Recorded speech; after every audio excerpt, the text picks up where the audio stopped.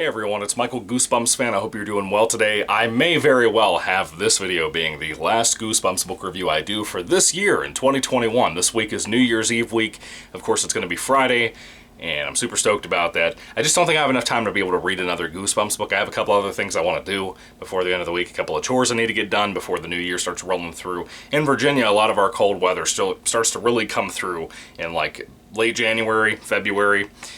So I want to get some things caught up before then, other things and projects I have done around the house and whatever. So I have some things I need to do. So this might very well be the last Goosebumps book that I review this year, but I do want to tell you it did end on a good note. I did end on a good read. This is one that many of you have recommended to me. Grayson, the Goosebumps kid, has recommended this to me so many times. I finally got around to it just to try to do you guys a little bit of,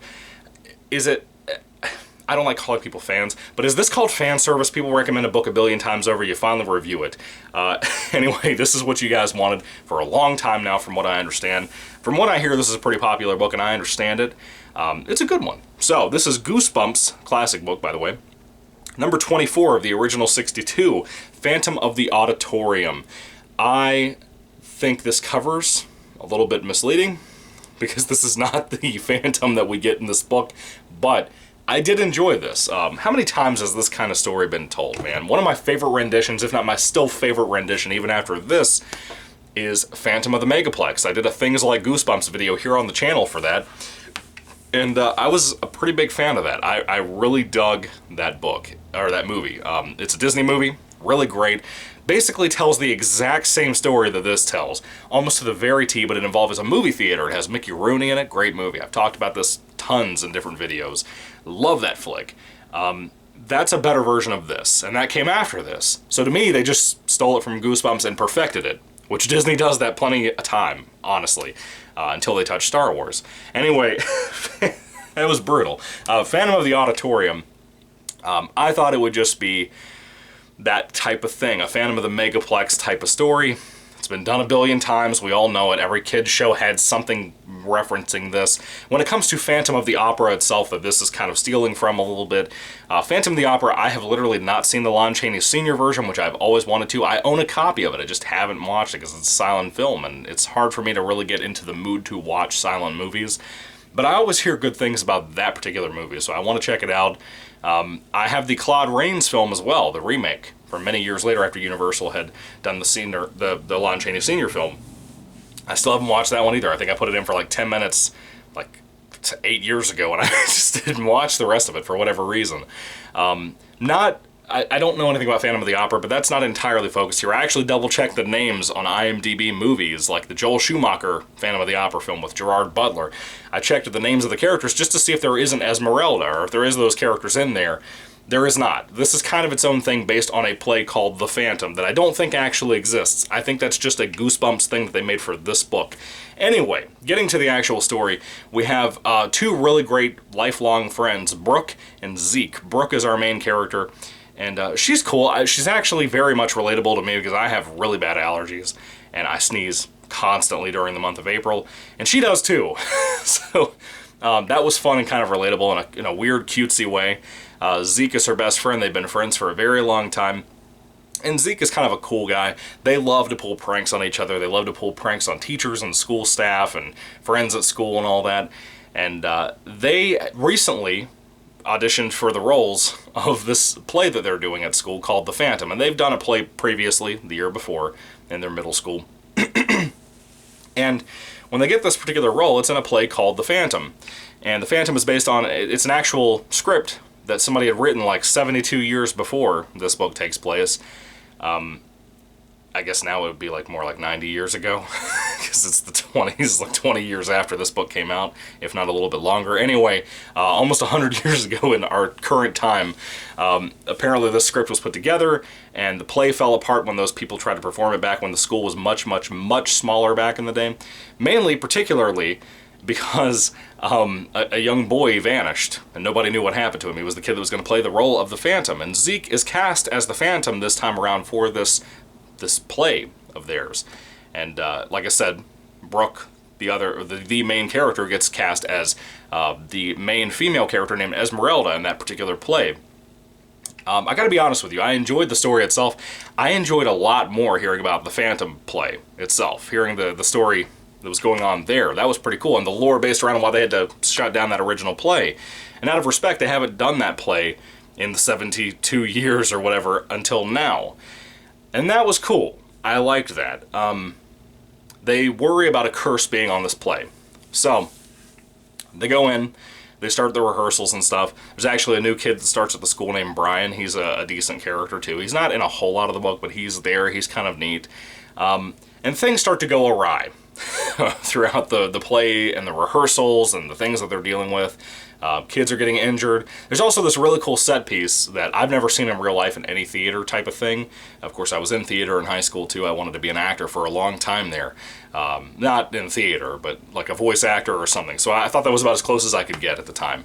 And so when I was there, I never saw anything like this, but there's like a trap door built into the bottom of the stage that goes down like a super long way, like into beyond the basement of the school type of thing. It leads into a tunnel underneath the school. And apparently nobody's ever known about this. The teacher knows about the thing, but nobody ever decided to have any other staff or janitors or maintenance or anybody go underneath this thing to make sure, number one, the trapdoor works 72 years later. The mechanisms could not possibly have lasted that long, but they supposedly did. Whatever, it's a Goosebumps book. So, as condescending as that sounds, and this channel's entirely focused on that, still, it's whatever. So this mechanism will lift an actor up and down on the stage, and it was originally built for the original Phantom play from 70 years ago. And it's supposed to allow the Phantom to come up in the middle of the play, you know, while there's fog around and stuff. And it sounded pretty cool. And I know I've heard of things like this, but again, I've never seen one in person, so I don't know how that works, if it works very well. It's kind of neat. And then things start to go awry, like I said. There is somebody going around committing these crimes and stuff around the school, doing different things around the school, like damaging property and stuff. And they start to wonder if there is a real curse, number one. And number two, if there's an actual phantom somewhere in the school haunting the school or something. Is he down in these tunnels underneath the school? Could it be the boy that died back in the day or vanished or whatever happened with that kid? It's kind of fun, you know? Well, it's not kind of fun. It's a fun book, but to me, it just doesn't feel like it's full. You know what I mean? Like, does that make sense? It feels like the book is not entirely well realized. I don't know. I like the book. I want it to be very clear. I like Phantom of the Auditorium. It's a good book. It's a really solid book, as a matter of fact. If I had not seen Phantom of the Megaplex before this and had not grown up on Phantom of the Megaplex, I think I would have liked this a lot more than I do. Because I would never have seen this kind of story before. But we've all seen plays on this type of tale, like I said, so Phantom of the Megaplex took the story and perfected it. I mean, it's literally like a copy and paste of the exact same situation with a couple of changes involving a movie theater. A very cool movie theater on top of that. But this had a lot to offer, and I really like that. There's some nice atmosphere to this. There's some interesting characters with Zeke and Brooke. I like them. Brian's a cool character. The teacher in this that's so involved in the story, Miss Walker, I liked her. She was cool. There's some great set pieces to this that could make a really good episode. I have a feeling, that the episode adaptation, I think there is one. I'm pretty certain there is one. I know I've seen it on one of my DVD boxes or something. I know I've seen this advertised somewhere. Maybe I'm nuts. I don't know. But I'm pretty sure there's an episode of it.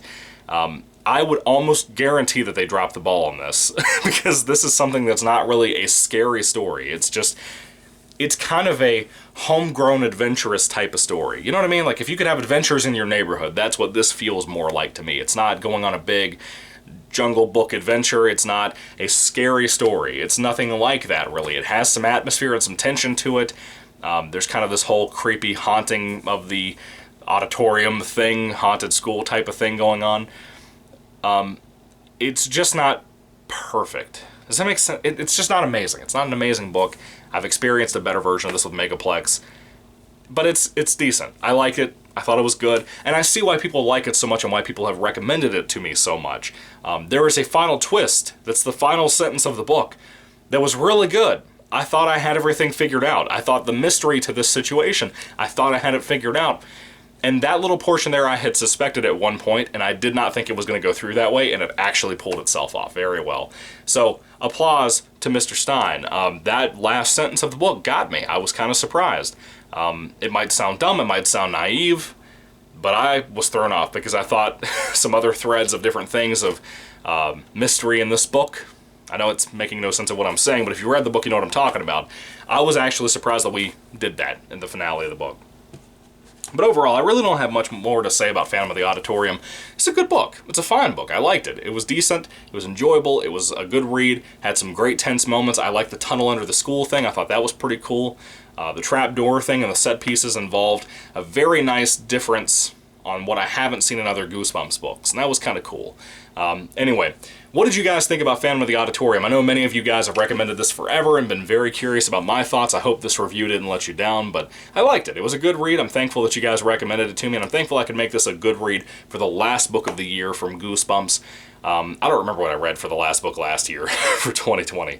That was quite a year. I didn't get much read this year, and I do want to apologize for that. I hope to get a lot more reviews out for you guys in 2022, God willing. Maybe even finish up the series, but I don't think it's going to happen. I got a long way to go. I'm only like halfway through all these books, and I've done like 500 videos on all kinds of different things, whether it be episodes or whether it be ranking videos or series videos of like whatever.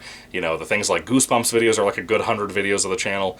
I've had a lot of other stuff I've talked about here on the channel, but I would like to get a lot of chunk of Goosebumps stuff out of the way now that I have more time to read before I go to work and stuff, since I worked out my own little reading schedule because I needed that time to read.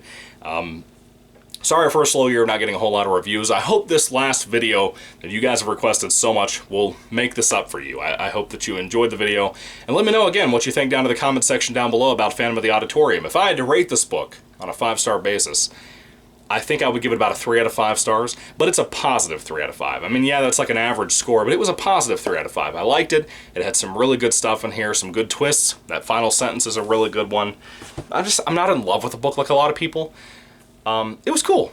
It was a good read. I'm surprised this isn't a reprint. Is it? I don't think it is. Yeah. Anyway, what are your thoughts on Phantom of the Auditorium once again? Put them down below. Guys, have a happy new year. I hope that 2022 is much better for you. I hope that if you had a bad year, I hope it's a lot better. Let me try that again. Let me try that again. I hope if you had a good year that you have another great year next year. Thank you guys for sticking around. I cannot believe that we're almost at 2,000 subs.